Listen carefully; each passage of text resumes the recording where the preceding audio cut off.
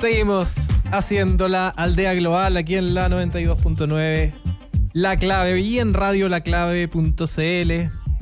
Usted puede entrar ahí, ver el video que va a aparecer y encontrarse con Alberto Mayol, que llegó hasta nuestros estudios. Sí, luego de una travesía logré aparecer acá. Una travesía, bien. No, muchas gracias por darme la oportunidad. Entonces, que tenía muchas dificultades para llegar, pero finalmente lo logré. Haciendo todo mucho más temprano. Perfecto, y hay que sacarle el jugo a Alberto porque está aquí en Chile de paso nomás, ¿cierto? En principio sí, nunca se sabe.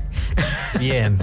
Oye, Alberto, bueno, todos ha estado en boca de todo el país durante toda esta semana esta situación que involucró a Maite Orsini, a el Mago Valdivia, que, o sea, estamos hablando ahí de un peso público gigante, de gente que como le importa mucho a mucha gente, ¿no? Fútbol, política, y más encima política ultra... Famosos, muy famosos. Gente claro. muy famosa.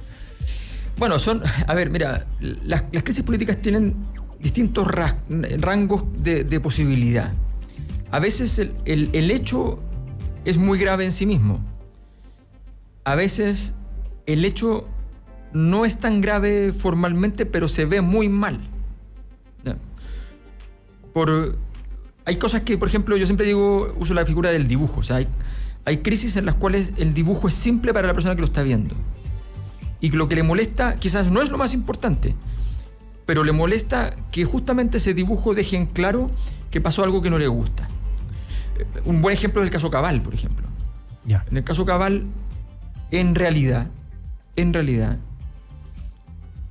falta una falta formal así de el señor Dávalos, que era lo importante, porque él era la persona que la persona del banco solicita que vaya a la reunión, y él va a la reunión en calidad de hijo, no de un cargo, en calidad de hijo de una presidenta electa. ¿Ya? No hay nada ilegal en eso. Lo citan en una reunión.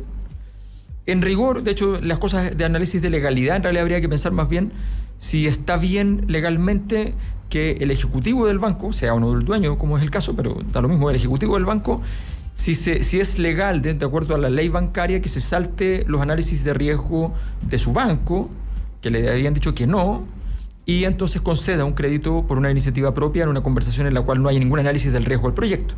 Claro, eso es más que cliente. Los bancos dicen cliente preferencial. Esto es más que preferencial. Porque el cliente preferencial tiene que pasar por todo ese proceso. Por supuesto, porque es un análisis de riesgo que es intrínseco al funcionamiento del banco, no solamente por el bien del banco, sino por el bien social y el bien económico que supone, porque cada vez que quiebra un banco, todos lo sabemos, se le rescata a los bancos en todas partes del mundo, y por tanto los bancos son potencialmente un problema. Y por tanto tiene que haber regulaciones. Bueno, por tanto, el señor Dávalos en realidad no cometió ninguna falta legal. O al menos, y nunca se acreditó una cosa por el estilo. La señora Bachelet no cometió ninguna falta legal. ¿Había una cosa ética? Sí, relativamente limitada, porque efectivamente es verdad que la mamá sabe cómo se consiguen los créditos del hijo. ¿Quién sabe? Claro. Es bien discutible, o sea, no sé, yo no le cuento todos los detalles a mi mamá de cuando pedí un crédito, ¿no? Entonces, todo eso era argumentable. El problema es que era impresentable. Daba lo mismo con la explicación que tú dieras, más aún, si negabas que tenías conocimiento, era peor, salía peor. Y la política es así. Entonces, ¿y cuál es el elemento central? El elemento central de una crisis es una cantidad de energía social metida en el tema que no es administrable. Y en este caso, bueno, tienes a una diputada que viene del mundo de la farándula, por decirlo así, no es estrictamente, pero una persona famosa previamente, ¿ya? Desde la tele, qué sé yo. Tienes involucrado a un jugador de fútbol metido en el mundo, además de la farándula, a través de su esposa. Tienes un conjunto de personas disponibles para dar declaraciones permanentemente, ¿no? O sea, que aumenta la cantidad de energía disponible en el sistema. Tienes además una diputada que además con anterioridad fue pareja del presidente de la República, por lo tanto aumenta la energía, involucra, aunque no tenga absolutamente nada que ver al presidente de la República. Y tienes, como si eso ya fuera poco, el pecado original de que aparecen dos ministras rápidamente defendiendo a la diputada antes de saber lo de la llamada y lo de las otras cosas, y aparece una llamada a Carabineros de por medio, además, claro, que complica mucho el asunto, porque evidentemente es una llamada que pregunta por un caso, por una situación. No pidió ningún favor, ¿ya? Pero muchas veces esas cosas son subrepticias en política. O sea, se sobreentienden que estás pidiendo un favor y se sobreentiende que es mejor hacerlo. Tal vez no se hace, no pasa nada, pero una llamada sobre un caso particular que además se descubre posteriormente que tiene que ver con una llamada no sobre como dijo Maite Orsini, una persona de alto reconocimiento público. Ese no es el punto por el cual ella hace la llamada. O sea, cada vez que tiene un problema X persona famosa, ella llama a Carabineros. No. Claro. Ella llama a Carabineros cuando esta persona de alto conocimiento público estaba en una relación con ella, ¿ya? Entonces, obviamente el escándalo es inmanejable, y vemos entonces los grandes esfuerzos por conducir una energía que no se ve por dónde tú vas a poder conducirla. O sea, a lo más desaparecer del mapa, pero manejarla se ve difícil. Además que no se puede desaparecer del mapa en una situación así, porque los medios de comunicación, que hay que agregarlo, se frotan las manos, y las redes sociales arden con todo. ¿Sabéis qué? Yo estaba pensando, el otro día me preguntaba si estaba farandulizada la política en general. No solo en Chile, sino que en el mundo, ¿no? Y como desde cuándo. Porque en el fondo, desde el año 2000, hace como una década, ¿no? Desde el año 2010 en adelante, el primer gobierno de Piñera, yo pienso que de ahí para atrás como la imagen de los políticos era que era como todo mucho más serio, ¿no? En el primer gobierno de Piñera aparecen las piñericosas, se edita un libro de las piñericosas, y la gente habla, y en el fondo como que nosotros decimos, ya, tenemos un presidente que se manda ciertos bloopers, que es como, a veces son cosas divertidas, a veces medio condoriento, no sé, ¿cachai? Pero además el auge de las redes sociales, o sea, del 2010 en adelante todo el mundo ya usa redes sociales, las fake news se multiplican por 1000, y de hecho el bombo de las cosas se multiplica, y eso como que al parecer se instaló para siempre, ¿no? Te da la impresión de que ya está ultra farandulizado todo lo que pasa en la política, y que a lo mejor eso, lo digo para mal, no para bien, porque sí, a nadie le podría parecer bien. Se supone que los políticos deberían ser los más serios, ¿no? Sí, fíjate que es más o menos en esa fecha. A ver, la farándula en Chile aparece el año 98, 99, con la famosa portada de un Zamorano, discoteca, Titi Auber, Gemelas Campos. Daniela Campos. Daniela Campos, sí. Y la Titi Auber y qué sé yo, la pelea en discoteca. Ese es el punto inicial. Que nota al pie se produce además justo en la época en que había un tema del cual en la élite nadie quería hablar, ¿ya? Y era de Pinochet en Londres. Ya, claro. ¿Ya? Se produce justo en ese momento. Y de ahí para adelante nace una industria. Y esa industria tiene una consecuencia muy importante, que es que va reconstruyendo y desdibujando al mismo tiempo el espacio público. El espacio público es el lugar donde nosotros como sociedades discutimos sobre aquellas cosas que nos importan, y las conclusiones a las que llegamos son las conclusiones que debe la política tomar para poder procesar eso en términos de las instituciones. Esa es la teoría.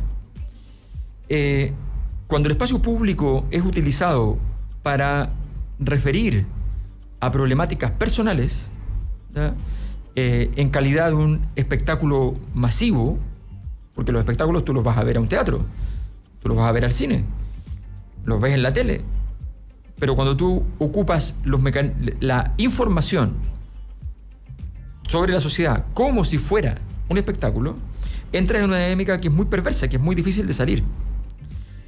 Por eso Hay países donde está prohibida la prensa amarilla. O sea, hay medidas al respecto porque dicen, bueno, esto es delicado. Y en un momento determinado, la política dice, ¿sabes qué? Pucha, es inevitable, pero el costo de producir, todo esto se traduce en costo, el costo de producir un diputado, un alcalde, un concejal, es muy alto.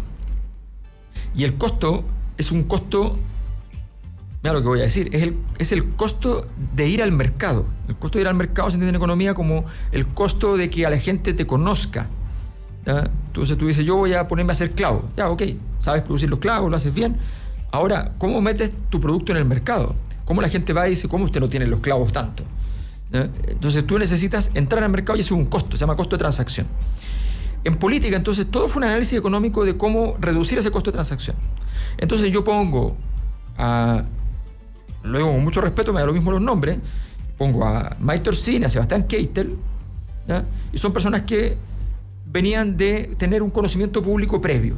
Claro, Pamela Giles. O sea, Flor Motúa tenemos para tirar a la chuña. O sea, claro. Está lleno. Sí. Está lleno. Entonces, dice, claro, por supuesto, tienes como, a partir de eso, ¿ya? Tú reduces enormemente el costo de transacción y obtienes los votos suficientes para poder ganar eventualmente, o al menos para tener una buena votación de base, con un costo bajísimo, con un costo de volantear, con el costo de informar simplemente que tal persona ya conocida va a estar en la papeleta.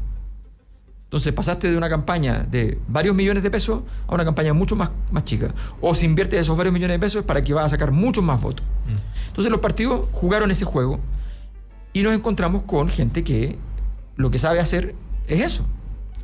Y luego nos encontramos con el resto de los políticos que dicen, pucha, nos están sacando ventaja, yo tengo que llamar la atención. Y empiezan entonces todas estas personas que llegan con la pelota de fútbol al Congreso y hacen una foto bastante estúpida, digamos, o llegan vestidos de no sé qué, que se van a llegar de bomberos para apagar el incendio, cualquier cosa, ¿me entiendes?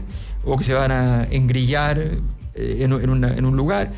Y esas personas entonces empiezan a construir a partir de estos espectáculos. Bueno, el resultado de eso es que toda la discusión pública se reduce a algo que en realidad no existe. O sea, sencillamente eso no tiene ninguna relevancia, no estás discutiendo nada importante, no estás discutiendo tus políticas públicas, y al final terminas con todo un proceso político que se define a partir de cosas muy, muy básicas, y de decisiones que son como yo siempre digo, decisiones tribales para problemas de sociedades contemporáneas, hiperdigitalizadas, complejísimas, qué sé yo, gigantes, ¿ya? Bueno, y tienen una solución tribal, ¿ya? Que van desde los nacionalismos hasta sencillamente bonos, cosas por el estilo. Soluciones fáciles. Me falta plata, te doy plata. ¿Ya? Entonces, es un problema y desgraciadamente esta señal de que estamos envueltos en el caso de Mike Torsini con Jorge Valdivia, bueno, es una señal, a ver, todos nos la pasamos súper bien viendo el tema porque hay morbo. Y el morbo efectivamente mueve montañas. O sea, pero ya, o sea, para efectos políticos es un problema. Oye, y me quedé pensando en lo que comentabas recién, porque cuando uno se enfrenta a una noticia así, inmediatamente, no sé, pues, a cualquier humano común y silvestre que le pasa una polémica así en la pega, la probabilidad de perder la pega es muy alta. Sí, pues. O de que todos en la pega realmente empiezan a tener una mala valoración de ti, incluso empiezan a pensar que eres poco confiable, ¿no? Pero en el caso de los políticos, cuando uno ve que estas cosas ocurren, pero finalmente a lo mejor a veces hasta más gente termina votando por ellos, es como, ¿tiene costos o no? Para los presidentes obviamente que la tiene, o sí. sea, ya recién conversamos sobre el costo que pagó Michelle Bachelet por, sí. por lo que hizo Sebastián Dávalos, pero al parecer, para abajo, a los parlamentarios, por ejemplo, ese costo al parecer es relativo. Puede ser que con una polémica así haya gente que le diga así como, no, bueno, saquémosle partido igual. Mira, lo que pasa, a ver, yo voy a explicar algo que suena muy mal y que les voy a decir simplemente que es súper normal y que a todos nos conviene que sea así, y eso es lo más curioso. La política es mucho más difícil de lo que se cree, ¿ya? O sea, es muchísimo más compleja. Hay momentos en que se abre, pero la mayor parte del tiempo está bien cerrado y cuesta entrar. Yo he visto a gente muy talentosa en la vida que le gusta mucho la política y que ha tratado de entrar y ha dilapidado su carrera completa tratando de entrar. Y de repente, además, viene una guerra de perros grandes Y en la perra de perros grandes, los perros grandes no mueren normalmente. Mueren los perros chicos. Entonces tú estás ahí en el camino, estás haciendo tu carrera, tenés 40 años, vais subiendo y qué sé yo, y de repente, pum, muerto, pero muerto. O sea, muerto en política significa incontratable. Claro. Incontratable. Borrado del mapa. Borrado del mapa. Claro. Y después tú sales de ahí, ya, y resulta que dices, bueno, no puedo decir nada en contra de los que me traicionaron, porque va a ser peor, ¿ya? Tengo que comérmela toda. Ya, morí, claro. Va, entonces, o sea, es horrible. Entonces, ¿qué es lo que pasa? Que en general los políticos, como los futbolistas, tienen código de camarín. Entonces, por ejemplo, lo primero que hizo la UDI fue decir, no hay problema con Orsini. Fue lo primero que dijo. ¿Pensando en qué? No tengo idea, pero estaban pensando en algo. ¿Ya? Luego dijeron, si hay problema, porque apareció la foto fea de la llamada carabinero y qué sé yo, entonces dije, no, sí, hay un problema. Ya. Pero lo más probable es que ellos no vayan a llegar más lejos. Se va a sancionar en la Cámara de Diputados, le van a dar una reducción de la dieta de un 15%, y ya, terminó. Ella se come probablemente un daño reputacional. Claro, personal. Que podría efectivamente ser, como es energía, la energía se puede transformar en votos también. O sea, podría ser que aumente la votación o podría ser que efectivamente esto la destruya y no pueda salir reelecta, por ejemplo. Claro, entra esa cuestión de que la gente que dice así como, bueno, lo malo es que no hablen de ti. Claro. No, claro, porque aparece finalmente, al final, un par de jugadas, se humaniza, finalmente... a todos nos pasa lo mismo. Yo estaba enamorada y ahora nos casamos y entonces termina en una historia y listo, ya. Entonces, claro, bueno, ahí ya la historia terminó de una manera y todos dicen, bueno, en realidad a mí o a mi hija o a mi hermana también le pasó una vez y al final se produce empatía, ¿no?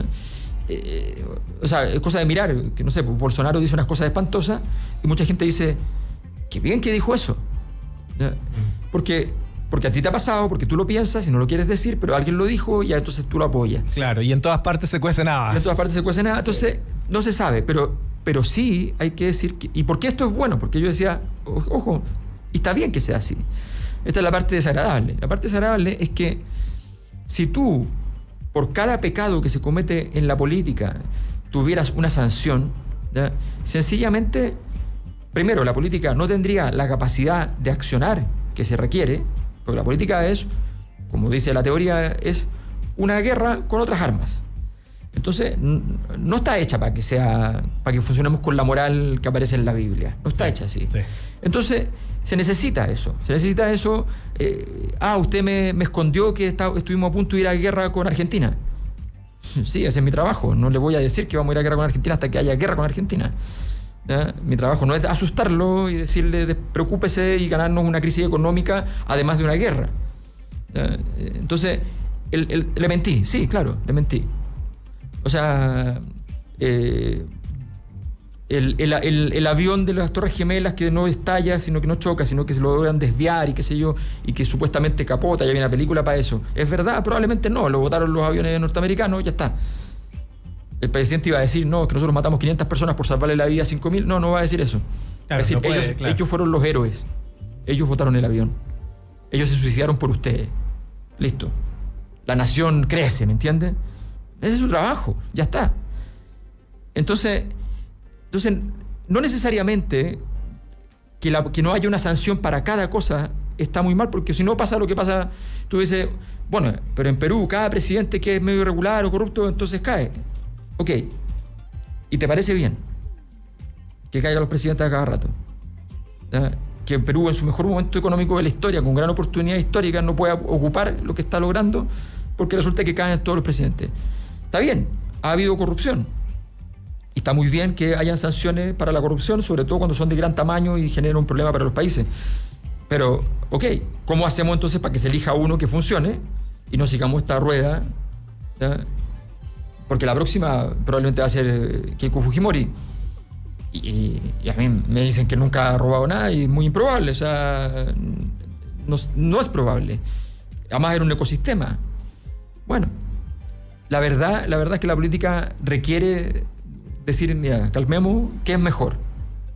Y eso, en este caso, a mi juicio, es que probablemente el sistema político va a ocupar esto para golpear, pero de hecho, Boric subió. Claro, de hecho, pues, sí. De hecho, Boric subió.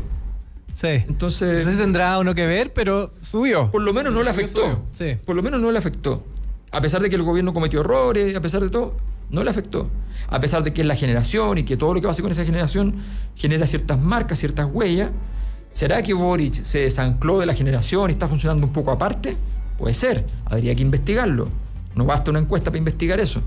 ¿Ya? Pero es interesante. O fue una cosa coyuntural, que lo hizo bien en ciertas dimensiones, enganchó y esto entonces no lo golpeó. O tal vez lo va a golpear en cámara lenta. Esas cosas también pasan. No se sabe. Por eso es tan importante estar monitoreando, investigando estos procesos. Pero de momento no le ha afectado en absoluto y podría haberle afectado. Oye, y además es interesante el ejemplo que poníais del avión de Estados Unidos, porque uno tiende a pensar que a nivel de los gobiernos, de los grandes estamentos, todo está ultra planificado, y uno siempre que pasa algo decir, no, pues tú creís que los gringos no lo tenían calculado, obviamente, y qué sé yo. Aquí da la impresión de que hay cosas que son muy espontáneas, pues, sí. O sea, y otras cosas que son calculadas, por ejemplo la foto, o sea, las imágenes de Mike Torsini luego, ¿no? Con esta pinta que salía ayer, como con esta como vestido ultra cerrado, sí, negro, sí, peinado, como calvinista. qué sé yo. Claro. El neocalvinismo. Obviamente lo que pasa es que la gente en redes sociales festina al tiro. Sí.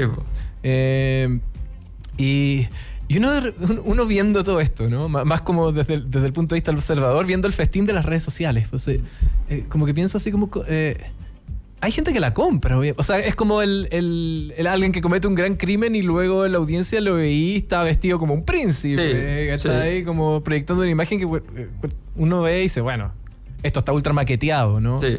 Pero resulta igual, ¿no? Mira, sí, yo creo que evidentemente cualquier detalle de eso para el público masivo funciona. O sea, ahora, no sé si era bueno que saliera, eso no lo tengo claro.